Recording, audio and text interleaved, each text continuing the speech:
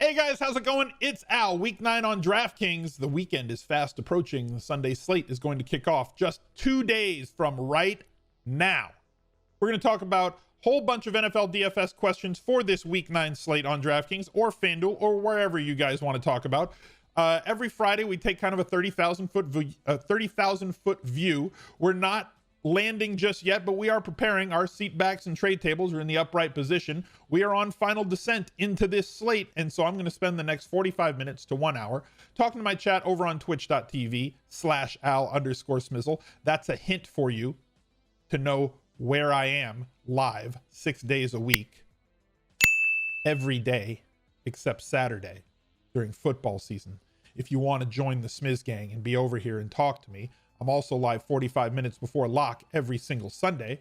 We're going to talk about this slate. We're going to go over questions, whether they're strategy questions, cash game questions, tournament questions, philosophy questions, whatever it is, game theory questions that chat has for me. We're going to go over them. I'm going to try and give you the answers to the best of my ability to help you guys build your lineups for this weekend's slate. Appreciate you guys being here. If you're brand new, subscribe to the channel. Make sure you ring that notifications bell.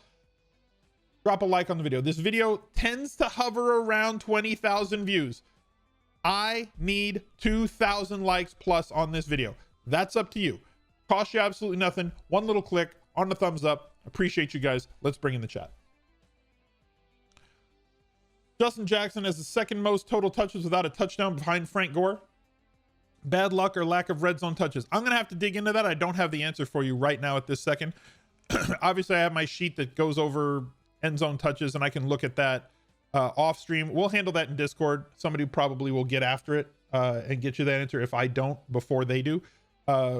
Again, always jump into the Discord. It's probably the best add-on that we have here. If you sub on Twitch, there's sub-only channels that you guys can have access to, and our great community that we've built over the last 4 years. Is Deontay Johnson playable against Dallas, or what are your thoughts on the Steelers wide receivers for cash? I don't think Steelers wide receivers are cash game plays this week. I think they're fine for tournaments because of their big gap between their possible floor and possible ceiling. Yes, it's a fantastic matchup, but like, are they going to throw it 35, 40 times against this Dallas defense? This is the defense that we've coined as the fantasy carnival at the beginning of the year, because they were going to put up 30 to 40 points every week, and they would allow you to put up 30 to 40 points every week. Well, now with the quarterback situation that they have, the offensive line being injured, and the quarterbacks that they have not being able to do the things that Dak Prescott was able to do behind a makeshift offensive line, this offense is no longer capable realistically of putting up over 24 points on a given week, which means that teams get to kind of slow it down in the second half. I think that James Conner is probably the best cash game play on Pittsburgh. No, we don't care much about QB ownership, but when value like Chase Daniel pops, do we make an exception to this? He's not going to be like 50%. You don't need to worry about it. You just don't need to worry about it, right? Like the most played QB is going to be like 20% on any week, even if they're in the most ridiculous spot. They're just not going to. Quarterbacks, here's my analogy, and some people are going to hate this, but like Taco Bell exists to sell you Pepsi, right? That's why Taco Bell exists. That's why the sodas cost more than the food. You can get a taco for like 79 cents. A soda's $1.50, $2 for a large. That's why it exists. Quarterbacks exist to give me exposure to different wide receivers and bringbacks. So like, quarterbacks are in the lineup for me in tournaments to just get me different stack exposure. A quarterback is rarely going to win you a week, but wide receivers and running backs can. So getting the right exposure to those guys are certainly the way to go. So view it kind of like that. Jake Luton will be close to Chase Daniel at 49. That's kind of the thing, right? Like, if you play a super cheap quarterback like Chase Daniel, right? And I know that people kind of want to think about that. So like, let's go over to DraftKings real quick. Kyler Murray, I think, is a really good quarterback this week. Russ Wilson's a very good quarterback every week. Deshaun Watson, maybe my favorite quarterback this week. Josh Allen against Seattle. We know how bad they are defending wide receivers. Could be a big week for him, because if the wide receivers pile up yardage and touchdowns, that means he is also piling up yardage and touchdowns in a very potential shootout game. And we know where the ball is going to go on the other side. So if people are paying up here, Herbert, one of the better quarterback plays on the week, like everybody is priced up over 6K. That's somewhat reasonable, let's say, except for Derek Carr at 5,700, who I believe is probably the cheapest I would want to go in cash comfortably, right? The cheapest I would want to go in cash comfortably is probably Derek Carr against the Chargers D. But I know that people are going to go cheaper. I know that people are going to go for Drew Lock, and I know that I don't even want to scroll down to 4K, but like if I put in Chase Daniel, my average remaining, and let's just plug in a 3K defense just to see, is 6,100. You can do some filthy things if you're paying 4,000 for a quarterback as opposed to 7,000 for a quarterback in cash games. You might be able to get yourself there in tournaments, but the high price guys aren't always the ones who completely go off. But like you can fit basically anything that you want, into your tournament lineups. If you do these things, you still have 4,300 remaining for a tight end, wide receiver, and flex. You can pile in as much volume and high end and touchdown equity as you want by going with Chase Daniel in an average price defense. You can get even more if you come down to a cheaper defense, right? So it opens up a lot of routes that you can go. I wasn't even looking for correlation in this lineup, but like you can pile in a ton of volume. And if Chase Daniel is starting, and right now we don't know if he's going to start, there are paths to Matthew Stafford being able to get cleared and off the COVID-19 list. He won't have practiced all week, but like, do you really need Matt Stafford to practice, to be able to run a game plan on an offense that he's been in for a couple of years and a team that he's been on for his entire career? They kind of know what he's doing and they know who he is. Yes, the timing might be off a little bit, but he's worked with every one of these wide receivers for a while. And he's been in this offense for a couple of seasons now. So like, this is not a situation where if Stafford's healthy, they're not going to sit him. So if he's ready to go and gets those negatives that he needs on Saturday and Sunday, Chase Daniel won't play. But if Chase Daniel does play, it opens up opportunities for a lot of volume in lineups that won't be accessible to people. You'll have another 2,000 to 3,000 DraftKings dollars to spend. Like for reference, that bumps up like a 4K range wide receiver, somebody in here, to somebody in here. You're turning Michael Gallup into like Thielen or Fuller or Allen Robinson or Tyreek or Julio.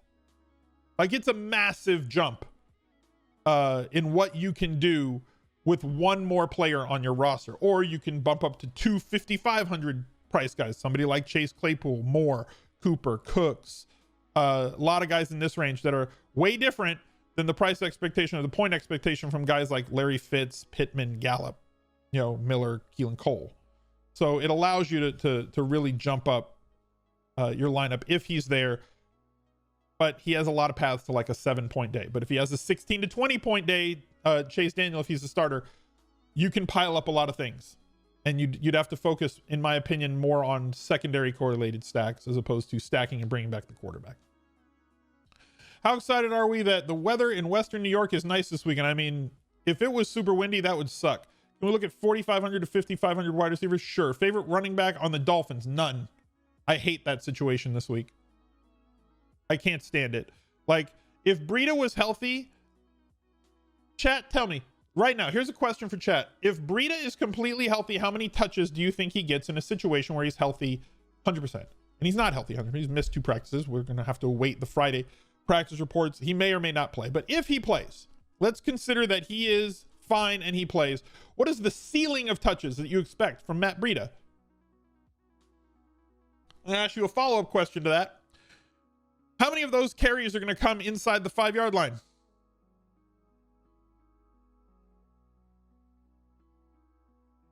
$12 and no goal line work. 0, 0, 1. You think 5 inside the 5 touches? That's like the league leader on a week is like 3. Like you don't really, like not the league leader. It was like the CEH in week 1 had like 5, but like 3 is a lot. If you get 3 inside the 5 carries as a running back, that's a lot. I just don't think any of them. I think that Howard's going to pilfer the goal line touches. I think if Breida's out, then Laird is interesting from the fact that they're all 4K, right? I think that there's a lot more uncertainty than I think people want to let on in that situation, right? None of these guys are Myles Gaskin, and none of them are going to get Myles Gaskin work. In my opinion, I could be wrong. What if one of them gets 20 touches, then they're going to blow out expectations. Even Laird, who's not going to be efficient if they run the ball to him, right? If they give him 10 carries, he's going to average like 2.5, maybe 3 yards per carry. He is a very good pass catcher though. So if he gets like 6, 7 targets at 4K, he'll pay off. But where's the ceiling?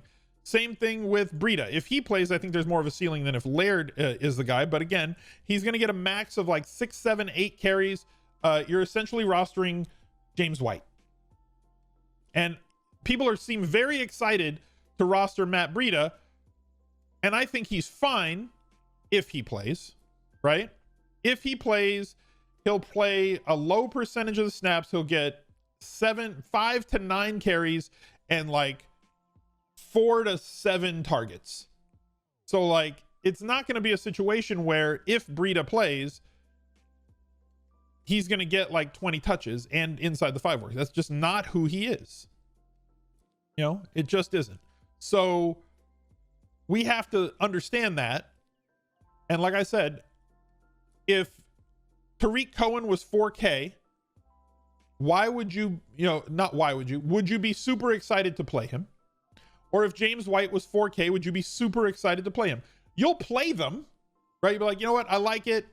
I hope they score a touchdown and give me a little bit of upside.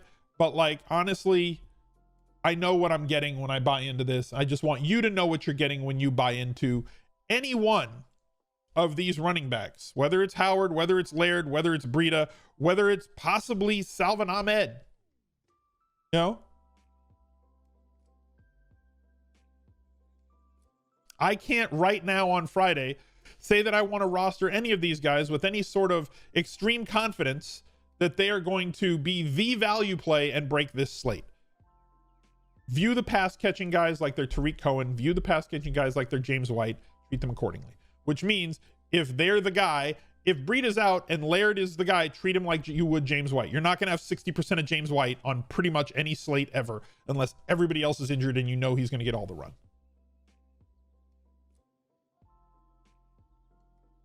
In Laird we trust. Yes. If those, I see the overs at church in the pews today. Are Julio Jones and Keenan Allen's lock for cash? I think both are fine for cash. I think it's tough to get both of them if you plan on playing expensive running backs. What is the process for figuring out one-offs? It depends on if they're the last man into a lineup or not, right? And I'm hesitant to put up a lineup for reasons that you guys know and understand, right? I'm vehemently against copy pasta. And I know that if I just put up a dummy lineup, people are going to say, oh, I'll put up a line. They're going to scroll through the timeline on YouTube and see where there's a lineup on the screen. And they're going to write it down. I'm going to enter that this weekend. No, I don't want to give that. That's not the point. But like somebody being a one-off, and for those of you who don't know what a one-off is, if you're building tournament lineups and you have a stack and a bring back and a secondary correlated play, a one-off is somebody in your lineup who is not correlated at all with any other plays in that lineup. It's just a one-off play. An example of a really good one-off play this week, I can do this, James Conner. Extremely good one-off play.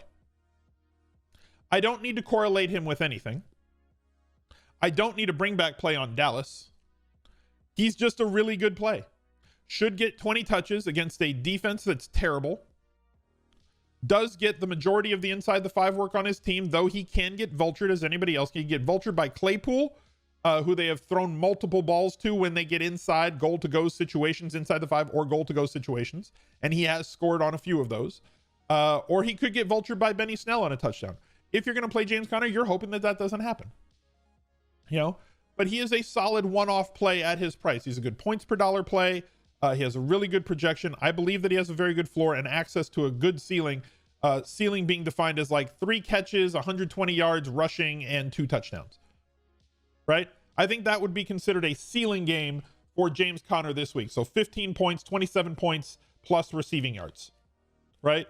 Is a solid one-off play in my opinion. Now, if you filled out your lineup with your quarterback stack, possibly double stack, bring back player, secondary stack, and you're like, I got about 7,000 left for a running back or for a flex, and James Conner's still sitting there, I think he's a very good one-off for you. So that would be a long-winded breakdown of like what and who a good one-off play is.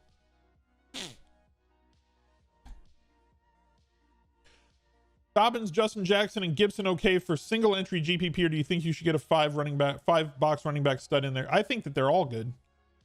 Dobbins, nobody's going to play. Justin Jackson, I think that Justin Jackson's a very good play this week.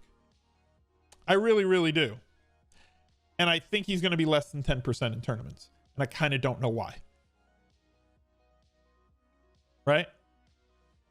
Can we identify the 5-box running back options? Yeah, let me bring up something real quick and then we can do that. On Fantasy Labs, I'll go open up their Vegas dashboard. I did that wrong. I didn't want to do that. I'm sorry. Please, no. Don't hit me. Computer, please don't hit me. Okay. So we'll go over here to the Vegas dashboard. We'll take a look at this. This brings you basically all the games, and I know that they're cut off on the left because of how I have to do things to make the screen look right on OBS. But like here you have the totals, right? So we have Tennessee, home, favored. Running back should get 20 touches, gets all the inside the 5 work, is not involved in the passing game. So like Derrick Henry is fine, right? But if you want me to stick to only 5-box running backs, Dalvin Cook would be a 5-box running back. You could argue that Gibson is a 5-box running back this week. They are favored. They are at home. He should get 20 touches in this game. Inside the 5 work. He's been great. No here. Home and favored would be the first one to look at. No, none of these running backs are going to get 20 touches, in my opinion. So no there. Gurley fits as a 5-box running back. Doesn't mean you must play him. It just means that he is somebody that is in the right situation, that based on trends, based on history, running backs who have all those 5 things in common tend to exceed their fantasy expectation on those days by a certain amount, by 20%. So like if you expect 14 points, they generally will come in at like 16 and a half. Chase Edmonds this week fits into that category, 5-box running back, and the rest are not on the slate. So there's a few that are on this slate that we can take that information and then kind of look at what percent do we believe these guys are going to be played. And are they going to be players that are, you could include, I suppose you could include Jackson in that, but like it's usually like favored by 4 points or more. And I think that the Chargers are favored by like 1.5 right now. So I'm kind of not including him in that 5-box running back role. No, it's just running backs, Brandon. Do I like Gurley? No. And then like there's other tools that you can use. Like obviously if you guys want to support the stream, support the people who work with us here on the stream. Establish the Run is the site that we tend to focus on this Friday show, as all of their content is out usually by Friday night, including their subscriber only show with Adam Levitan, my old co-host, Evan Silva, who was on the cage match this week, and a good friend of mine, Andrew Wiggins, one of the best high stakes players, Mackie Supa, one of the best high stakes players in the world. Go check out the D-line, O-line mismatches article from Brandon Thorne. Silva's matchups goes through every single game on the slate. It's like, it's a must read every week if you want to understand more. You guys, if you watch the cage match, know how ridiculous Evan Silva is. He's like, yeah, I'm totally unprepared for this. And then rattles off what the backup offensive lineman on the Bears like for breakfast when they were in high school. Levitan's cheap value plays, Thorman's rankings. One that's very good, obviously, Herms's air yards by low model. But like this article right here from Pat Thorman, Snaps and Pace, is a really, really, really good article. Look at, teams that are playing up in pace. Look at which teams are playing slower paced games and maybe avoid teams that are playing lower paced games. And then games that he thinks combined plays per game. The Cowboys and the Steelers play a lot of snaps. Chargers and Raiders projects to play a lot of snaps. So anytime you have players or teams playing up in pace or playing more snaps than usual, that's more opportunities for them to score fantasy points. So we always want to try and focus on teams that are playing faster rather than playing slower. So some guys can operate in those situations by low scoring teams if they get a ton of volume, but like more plays means more fantasy goodness. So ! ETR in the chat if you guys wanted the link to that. For those of you on YouTube, there's going to be a link down below in the pinned comment if you wanted to go check out establishtheRun.com. Thoughts on CMC? He's real good. I love CMC. I don't know if he's going to get, the usage that he used to got. Like that was kind of baked into like how good CMC was that he used to get like 98-99% of the running back snaps on Carolina, and he would get like 99% of the running back touches on Carolina. So like he had a 25 touch floor every week with 7, 8, 10 of those coming in the passing game. So he had a realistic 19-point floor pretty much every week without ever having to get into the end zone. Mike Davis, not as good, right? But the role is more important. And we had kind of factored into the situation with Christian McCaffrey this year that with the new coaching staff and scheme, that he probably was not going to handle 98-99% of the snaps and touches at running back on Carolina. But even if he handled 85%, that would be the most in the league. That's how big the gap was in terms of usage between Christian McCaffrey and like Ezekiel Elliott or Dalvin Cook last year. Like one handled 99%, one handled, 84-85%. So if Christian McCaffrey comes back to 84-85%, great. Every running back is cheap. Christian McCaffrey last year was a 10K, 10.5 running back. He's now 8.5. But I don't think he's going to get the same usage, and maybe they're going to ease him back in a little bit slower and just not completely unleash him, which could mean 75-80% of the running back snaps, 75-80% of the running back touches, which still would possibly be good enough for a tournament at 8,500. I just don't think that he is a cash game play this week with the other value that's out there. I would probably rather go with Dalvin Cook at 8,200 at home, favored in the matchup that he is against Detroit, who has bled points to running backs all year on volume. And Detroit has allowed on like goal to go situations, they've allowed an opponent score on 12 of 12 goal to go situations. Like once you get close against Detroit, you're pretty much getting in against Detroit. Favorite value play wide receivers under 5K. Let's look. Under 5K makes it more interesting. So like under 5K means I can't use Deontay. Are we talking cash, or are we talking like guys that I like in tournaments? Because those could be two different things. Because like Ruggs is a great tournament play every single week, right? He is a great tournament play every single week. There is a most definite ceiling here. But there is also a wide range between his ceiling and his floor. So if you're playing either Charger stacks or Derek Carr stacks, having Ruggs as a primary stack play with the quarterback or a bring back play is great to me. I think it's a great tournament play. If you want for cash, I don't think he's a cash game play. CeeDee Lamb, I don't think is a cash game play because of the quarterback play there. He's gone from a guy who we know is going to get, 7 to 12 targets a game. And if you get 7 to 12 targets a game that are highly convertible into catches as his were, as they were low ADOT, and you're a ridiculous athlete who has the ability to take a 6-yard slant, 65 yards to the house, like he has, or get down the seam like he has, you had this sort of expectation at a really cheap price. But like 5 targets, none were caught. 5 targets, 4 were caught. They're going to be playing from behind. They're going to have to throw. But again, a large range between his floor and his ceiling. CeeDee Lamb for me is tournament only, possibly as a bring back play in Pitt Dallas stacks. If you're playing Pittsburgh and you're like, well, I want to bring back play that could get me 15 plus points, I think that he's in there. Hardman, no, tournament only. Aguilar, tournament only. Jerry Jeudy, I think, is more than tournament only. I think that we're going to start hanging our hat on him in the second half, as rookie wide receivers do tend to mature. He has good enough quarterback play and a good enough offense.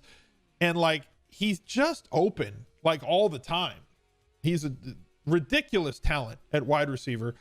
Very, very good route runner beyond his experience level. And I think that he is going to blossom in the second half. I think that by the end of the year, he could be a 62 or 6,400 wide receiver. And this is an opportunity to get in on him before everybody else gets in on him. You always want to be early in DFS. You don't want to, if you're in the wait and see crowd, I need to wait and see with Jerry Jeudy. Well, once you've waited and seen, the opportunity for you to win a tournament with him is gone. I think he's going to turn into a cash game play sooner rather than later. I don't think he's there yet. I do think John Brown is one of the best cash and tournament plays this week at 4,600 if you need the extra value because of the matchup and his health. Now that he is back and healthy and sitting down around this range, I love playing passing game options against Seattle, elevated floor and ceiling in these spots. I don't know that you need to go down to this range. It's just a really weird place to sit, right? I think that you're going to go extreme, especially with the possibility that T.Y. Hilton is out. You've got somebody like Johnson at like 3K. You've got Pascal at 4,300. Renfro, if you want, at 41. I think it's a little bit high for him. And then there's just a bunch of stuff. I think that Mooney is a great tournament play at 3,900. If you need the value, fine. This is somebody who is like one of the top air yards guys in the league for the last 5 weeks. And he's playing against a team that gives up a lot of deep catches, 3+ catches on deep targets this year that have traveled, or the last 4 weeks that have traveled over 20 yards in the air. So if there is an opportunity for Darnell Mooney to get unlocked, kind of like he was against New Orleans, the matchup with Tennessee does allow for that to be something that could be unlocked this week. Pitt D look good. What about Houston? What do you mean? Like, is Houston's defense playable this week? Is that the question? Because like against a 6th-round rookie quarterback making his first start, yeah, they're definitely in play. Like at 3,100, I'm fine with them. Adoree Jackson back for Tennessee, lower Mooney. No, not for me. Swift versus Minnesota's defense. They seem to give up yards against the running back, but history is sketchy. He's a pivot point for me. Okay, like he's a very big discussion point for me. And if you listen to the 06010 podcast, for those of you who listen to the CSS DFS show, I believe in DeAndre Swift. And when I say this, I believe in DeAndre Swift's talent. I think he is a very good pass catcher. I think he is an explosive runner. I think he is a very, very good NFL player. My issues are this. Matt Patricia is still the coach of the Lions. And Matt Patricia, in my opinion, this part is not my opinion. The analysis part is. So he comes from the Bill Belichick coaching tree. And my opinion is that Patricia is not a very good coach. But sometimes when you come from a coaching tree, you try to do everything that you can like the trunk of that tree. You know, if you come from the Bill Belichick coaching tree, if you're not a very good branch off that tree, you try to do your own thing. You try to make it so, you know what, I'm not that great, so I am going to try and copy Bill Belichick as much as I can. Which means he's not going to give the ball to just one running back. He's like, well, I'll give this guy the ball 40% of the time. I'll give this guy the ball 35% of the time. And this guy the ball 25% of the time, which is kind of what he's done. And it leads to this, which makes me feel like I'm taking crazy pills, because Swift is clearly the best back on this team. And in fantasy football, opportunity means way more than talent. It just does.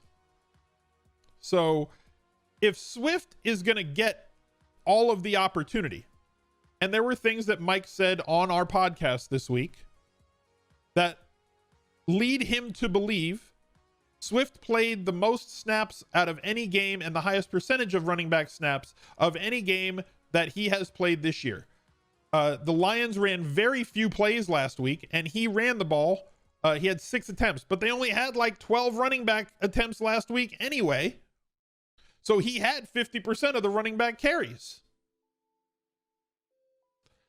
So if he plays 75% of the snaps and has 50% of the running back carries, and he has like 15 carries and 5 targets and gets some work inside the goal line, inside the 5 and on goal to go situations, then yeah, there's definitely upside here.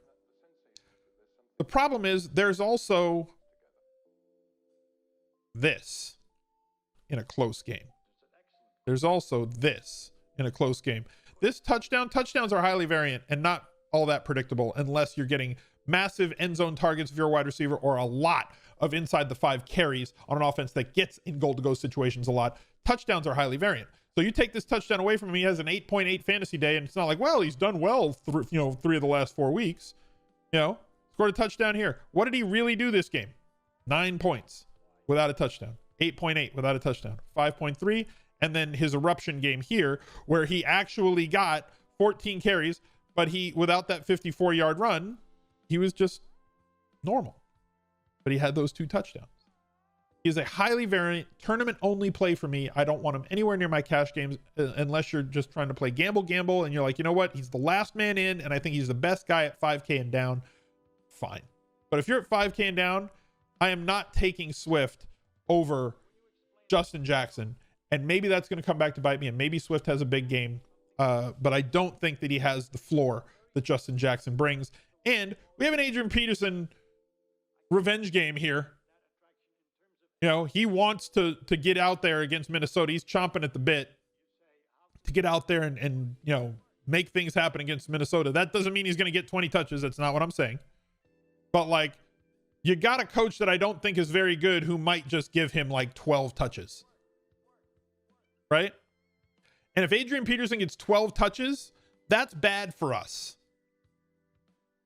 He got 11 carries in week 7, 15 carries in week 6, 11 carries in week 4, 22 carries in week 3. Why is he not going to get 12 or 14 carries here? Why? Explain to me why Patricia is not going to give Adrian Peterson 10 to 15 carries this week. And I'll listen, but I ain't buying it. He's going to give him 10 to 15 carries because that's what his role is in this offense. And as long as that's his role in this offense, DeAndre Swift is a touchdown dependent tournament only play for me. And I want nothing more than for this dude to take over the job and get 15 to 25 touches every single week. Every single week. But that's not what he's getting. That's what he should be getting, but that's not what he's getting.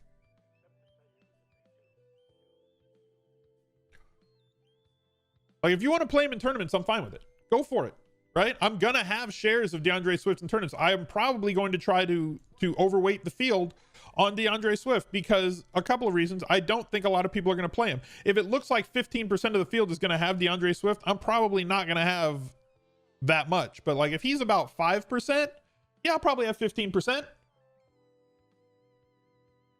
because I want 3 times what the field has of him in the Millionaire Maker. Because the chances of him having the talent for him to, if the opportunity is there, to have a 25 plus fantasy game is great. But he could also have a 5-point fantasy game. Just know that going in. I can't talk about him, Kramer. Exclamation point merch, get yourself a red redacted shirt. He's another guy who is touchdown only, though. We pretty much know the volume that he gets, right? I've been banned by chat from talking about him. People were asking the other day, why I couldn't talk about Chargers redacted. The reason is because he's redacted. But I can do this, right? This is allowed.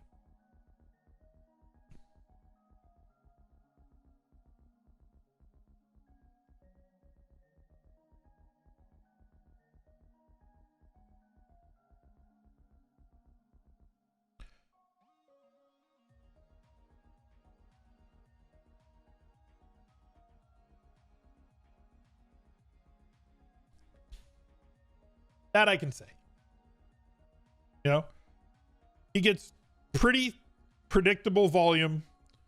He runs a ton of routes per drop back. He runs more routes or as many routes as everybody else in the league. They just don't throw him the ball consistently enough. He is touchdown dependent, but he gets enough usage in the end zone and in the red zone to be somebody who can profit. Low floor, high ceiling versus price play.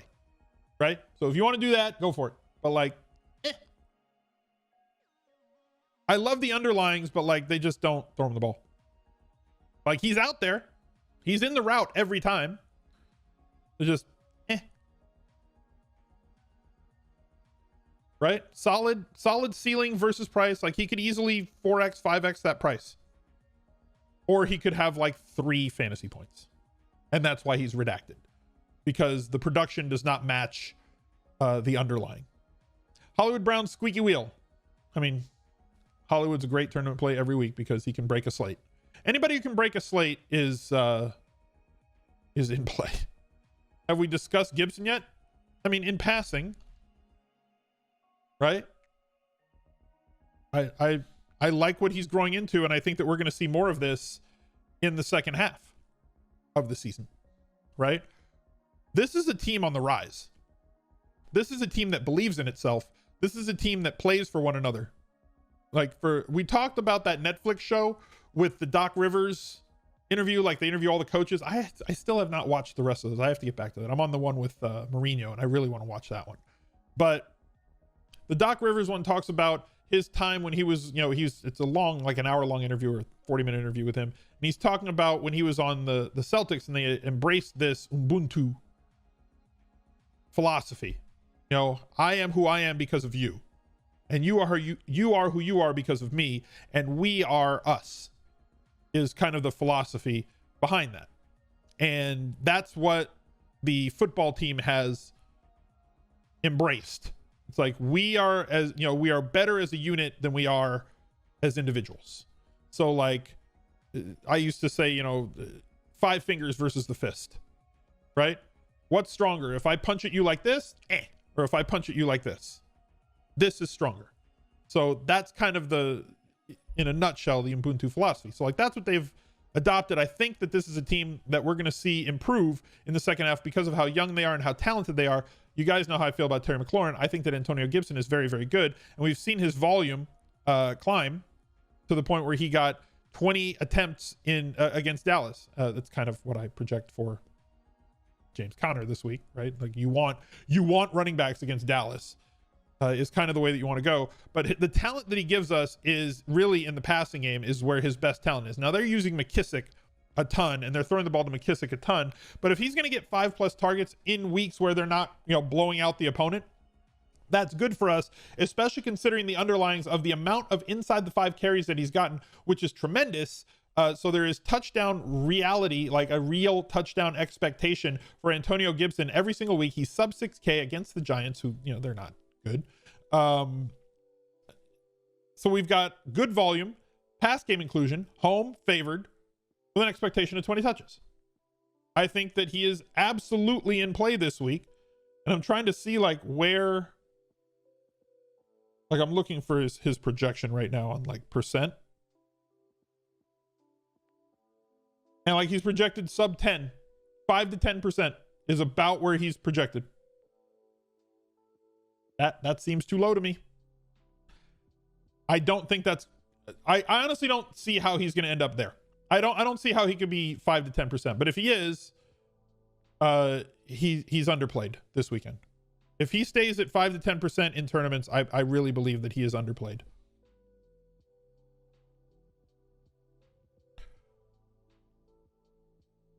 As always, I could be wrong. Gibson for cash, you think? I think people are going to go with other running backs for cash. I think that guys like Dalvin Cook and Chase Edmonds and James Conner and James Robinson and David Johnson and they've got higher floors. Lions receivers in cash. It's tough. It's tough. If you want to go with Marvin Jones, fine, but I get what you're doing. It's fine, but I kind of feel like the cash game wide receivers are more like guys like Keenan Allen or Julio Jones or Tyler Lockett. That's where people are going to sit. And again, KDW, you just nailed it. We don't know what that quarterback situation is. If Stafford is the quarterback, I feel much better about the wide receivers for Detroit and the entire offense as a whole, as opposed to if Chase Daniel is the guy, right? If Chase Daniel's the guy, are we really buying the Lions offense? Do we think they're going to put up 25, 30 points? You need a cheap wide receiver to get cash to work this week. I don't disagree. I think that's kind of on point. And I think that there are cheap wide receivers, right? I think that there are definitely guys that are cheap wide receivers that we can find Marcus Johnson being one of them. If you want a minimum salary guy, right? Should play a lot of snaps, should get enough targets. And again, you need to talk about what your expectations are when you're playing a really cheap player, right? So if I say that Marcus Johnson is in play for cash games, right? I need you to think about what is your expectation for him if you roster him. Now, he is also a very big, deep threat, right? He is a deep threat sort of guy. What in your cash games, you're not playing this guy because of what he is. You're playing the 3K wide receiver because he should play enough snaps due to injuries in front of him and should see more volume than a 3K wide receiver should see. But you're playing him because of what other volume you can get into your lineup. You're playing him because he unlocks Keenan Allen and Dalvin Cook. You're not playing him because of him. So you need to make your peace with, what if he has 5 or 6 targets, catches 3 balls for 30 yards, and has 6 points with no touchdowns? Is that an L to you? Because if it is, don't play Marcus Johnson, because that's well within the realm of possibility. If I'm putting Marcus Johnson in a lineup and I'm building a head-to-head lineup or a cash game lineup and I'm starting or getting to him, I'm not playing Marcus Johnson because of Marcus Johnson. I'm playing Marcus Johnson because it lets me get him and him and him and him. That's why you do this, to get all the rest of this, right? 20 to 25, maybe 30 touches, 20 to 25 touches, 10 to 15 targets, 10 to 15 targets. Like, that's why you're doing that, right? That's why you're doing this. Like, you kind of have to understand it. And if he catches a long touchdown, 160-yard touchdown from somebody like Marcus Johnson at 3K, add up the points. 6 plus 1 for the catch plus another 6 is 13 fantasy points. He is 1 catch away from smashing value, right? And if it doesn't happen, if he misses value by 4 points, he's not hurting that lineup. It's when you roster the 7K guy that has 8 points, that hurts your lineup. The 3K guy that has 6 points misses value by 4. The 7K guy who scores 8 points misses value by 13. That's way worse, right? Yeah, we've seen somebody win the Millionaire Maker with a 0 from Tunyon this year, week 1. Cash equals a balanced lineup with a chance of players to smash. It depends on the week, right? So, like, I don't want you to think that you're tied into a philosophy. Your cash lineup should be piling as much volume as you can into a lineup.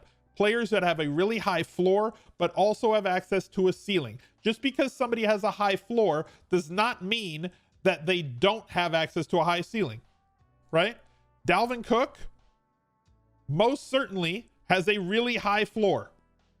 He's averaging 28 fantasy points per game. Take out this 51 and it's lower, but like, it's still like 20 something points.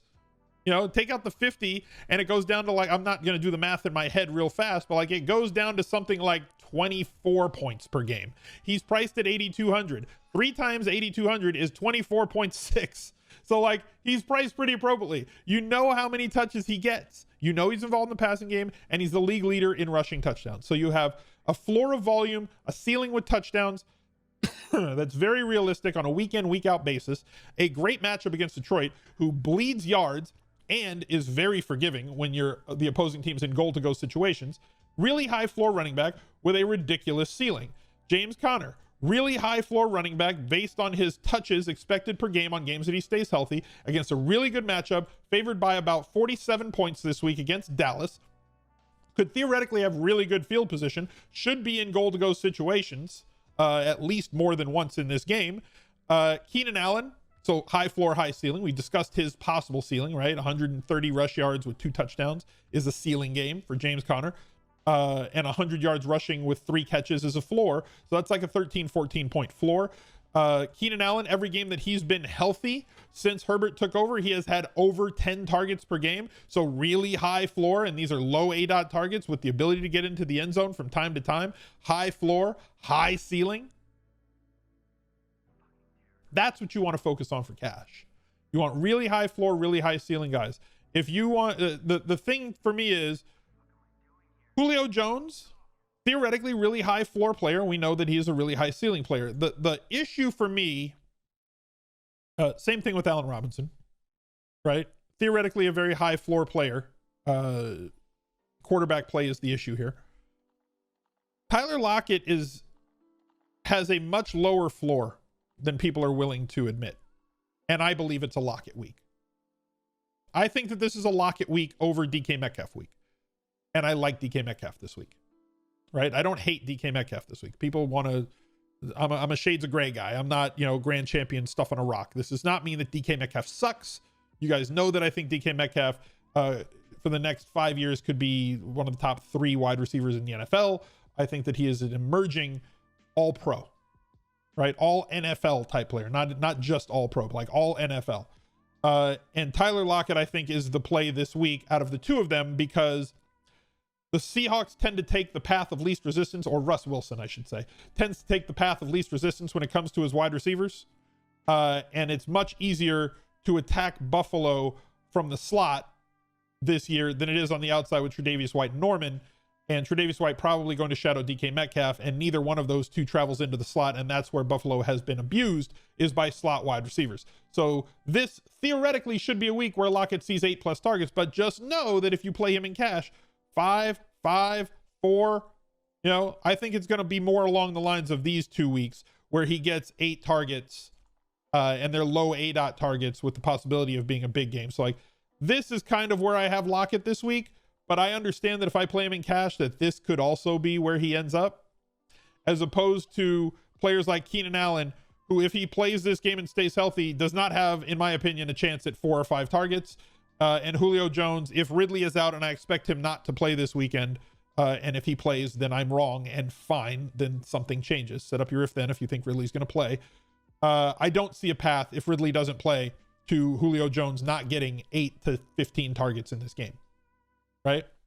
So I think both of them I would prioritize over Lockett for 50-50s head-to-heads for cash games.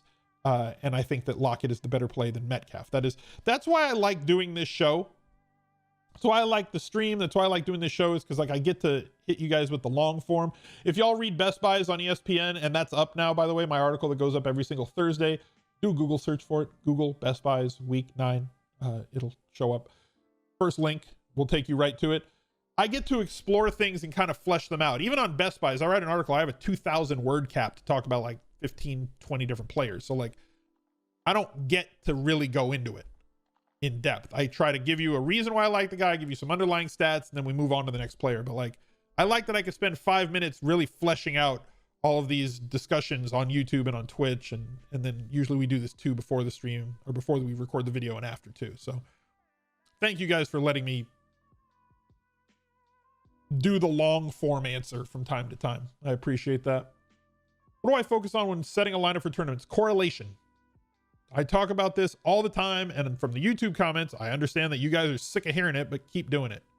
The top stacks video comes out every Thursday. It's what we kind of focus on. The FanDuel First Look, we focus on building a quarterback with a single or double stack, bringing it back with a player from the other team, getting at least one secondary stack or a third stack in that lineup, meaning 2 correlated players from opposing teams without a quarterback on that team, so that you don't have to be right about everything. You just have to be right about 2 things for 6 spots in your lineup to hit. You have too much correlation over 2 different games. Correlation's good. That's all there is to it. You want correlation and upside. You want correlation to help maximize your upside. And I'd never worry about floor in tournaments. Is there ever such a thing as too much correlation? I mean, at some point, things aren't correlated anymore. Right? So like, you're like, oh, so I'm going to go completely overboard.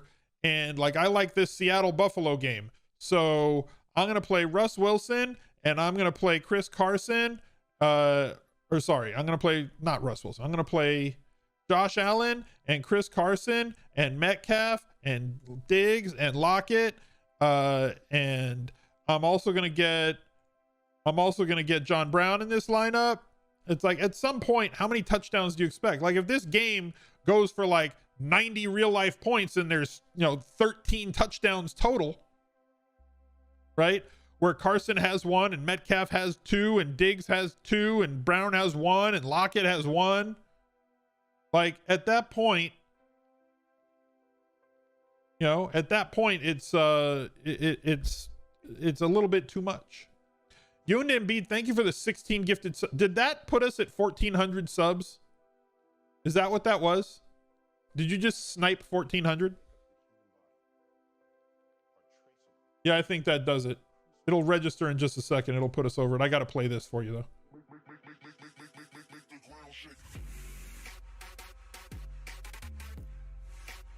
That'll do it. 1,400, y'all unlocked another emote slot. Thank you very much, dude. That's very kind. If you got a gifted sub from you and Embiid, definitely shoot a thank you his way. Do I think Dalvin Cook can go for 100 and a touchdown for your 21st birthday parlay? Yeah, I think it's in play. I believe that it's in play. We did it, Reddit. I'm not a Redditor. I never have been. Too old, I think. I don't know. I understand what it is. I've just never been a Redditor. I do not like being off the leaderboard. Oh, this is nobody gets baby in a corner. That was what that was. That was just you're establishing dominance. First or last, baby. Tournament philosophy. Let's go. So like the point of that, putting that lineup together was more, not that there can be too much correlation, but at some point you're eating into your own profitability, right? How many touchdowns can be scored? And you want to capture as much touchdown upside and volume upside as you can. There's only a certain amount of plays that can be run in a game. 70 is a lot of plays. Can you tell you how to make it so that lineup I showed isn't too correlated? I mean, that's the thing. It's not correlated. That's the problem. It's too much, right? You want to correlate a lineup, play a quarterback with 1 or 2 of his pass catchers, bring it back with 1 guy on the other team. If you want to get really frisky and go with a full game stack, quarterback, 2 pass catchers, 2 players from the other team. That is a full game stack. It's 5 players. You have 2 players on one side and you have 2 skill players on the other side. The quarterback, you just want a 30+ point game from. If those 2 pass catchers of his total 3 touchdowns, that's probably going to get close to a 25 to 30 point game for the quarterback as well, who should get you the 300-yard bonus on top of that. You just want to capture the upside from that game. At some point, you're missing out on upside that you could be getting from another game, and that's where the secondary stack comes into play, right? So like if you want to have a couple of pass catchers, right? I'll just use that game again. Let's say we go with Russ. We go with, I said it was a Lockett week, so let's go with Lockett, and we go with Diggs. All right, so it's quarterback, pass catcher, and a bring back player on the other team. And then let's bring in another team that we think might have a couple of good plays on it. This game's good, right? The bring back plays are a little bit tougher this week, I think, for secondary stacks. I think you need to focus in on your secondary stacks this week. So if we go with that, and then we go with this, right? We have 3,800 punted defense, right? For a tournament lineup, punted defense. You have 4,300 remaining. Find a cheap player, find 2 running backs. I don't think it's impossible. I think you can totally do it. Bring back players don't have to be from the same game. Yeah, they do. This is the bring back. Diggs is the bring back. Seattle is playing Buffalo. That's your bring back player. The secondary stack meaning 2 correlated players that are not involved with the quarterback, Keenan Allen and Waller. You want to get cheaper because you can't afford him? Jackson and Waller. Now you have 5,000 remaining, and you can build in another correlation here. You can put a wide receiver or a pass catcher or running back that are playing on opposite teams from one another, right? It's not an impossible thing to do. You can go with Mooney and Henry. You know, pick somebody. Atlanta, right? There's if Ridley's out, you got to monitor Gage. Limited at Thursday, but if he's a full go, if Ridley and Gage are out, now we got, Mr. Zacchaeus once again. Olamide. Like there's a lot of routes that you can go when it comes to your secondary stacks. Like that, I think the world just opened up for a few people. I see people in chat like the light bulb just went on. ATC, thank you for the 100 bits, man. And Danny Puffs, thank you also for the 100 bits on that question. You think you're getting it? Building tournament lineups is that simple. Build in correlated plays, right? Especially from high scoring environments. Houston and Jacksonville is a very high scoring, like here, let's look at the Vegas board again, right? Let's bring that up. Let's look at the Vegas board again. So you want teams like, okay, so 27 points. Who do you think is going to do some scoring for Tennessee? And if they do the scoring and they play from ahead, who's going to benefit from extra targets if they chase? And that offensive line based on Evan on Wednesday on the head-to-head battle is a mess. So we got to deal with that as we do. Minnesota, if Minnesota scores, who on Detroit is going to be, good? And this game does not project to be a really wide margin. So this is going to be a competitive game. So where are the targets going to go? And everybody wants to play Dalvin Cook. So even better, can we find some lower played players on this team that would also be in play for us? Like Jefferson, Thielen? We're going to come in way lower than Cook in terms of percentage. Who can we come back with on Detroit? Swift? Can we come back maybe with, assuming that Stafford plays, Marvin Jones Jr.? They're correlated with one another. Talked about that on Top Stacks. Same thing with Giants and Washington. What about Terry McLaurin and Evan Ingram? What about Shepard? Shepard's going to be underplayed this weekend. He's gotten great volume recently, right? And Gibson coming back. There's a lot of plays that are correlated that I don't think people really think about. Robinson to anybody on the Texans. Cooks, Fuller, DJ. That's kind of how you have to think about building your tournament lineups, is tell yourself a little bit of a story based on the Vegas line to be as simplistic as possible, right? I'm trying to make this McDonald's-y. Think about the game, look at the game, and think, where is the volume going to go on both of these teams, and play those two volume players that are playing against each other. I'm giving away plays. I mean, I never talk about plays, really. It's not about the plays to me. It's about the philosophy, right? The players aren't important. What's important is that you learn how to build a lineup. You want one that I think people aren't thinking about at all? And I hate it. Nobody's talking about this. It's not, I don't care about nobody's talking about this. This game. KC Carolina. Where does the volume go in this game? Right? Where does the volume go? Does he get good volume? I think he does. Does he have touchdown upside? I think he does. Does he score a lot of points? I think he does. Do people play him in tournaments a ton? Do they project to play him a ton in tournaments this week? I don't think they do. So who are we going to come back with? What players could we possibly bring this back with who gets a lot of volume on the other team? How played do you think that's going to be this week? What percent of rosters are going to have that 1-2 punch? Not too many. So you've already differentiated this lineup from everybody else, right? And you're still going to try and build volume plays that are correlated with one another at other positions. Does he get enough volume to be viable in a tournament? Again, tournament, we don't care about floor. Does he have 25-point upside? Yeah. Does he have 25-point upside? Yeah. There's a lot of routes that you can go with this. There's not a lot of people that are going to be on certain stacks. Find them. Find paths to 20 to 25 plus points in your stacks. Do I have any tips for getting secondary stacks and line up with an optimizer? The Fantasy Labs one, you kind of have to there. I know that that's in production for them. I've talked to their development team and they're like, I've mentioned it to them a couple of times. It's something that they're working on getting built in. You can build a rule that can help you with it, but it's not going to be in 100% of your lineups. Like, you could very easily build a rule that says pair a wide receiver with a running back, wide receiver, or tight end from the opposing team. And that way, every lineup is going to have a correlation in it, because that's going secondary to your primary rule of pair every quarterback with a running back, wide receiver, tight end from the other team.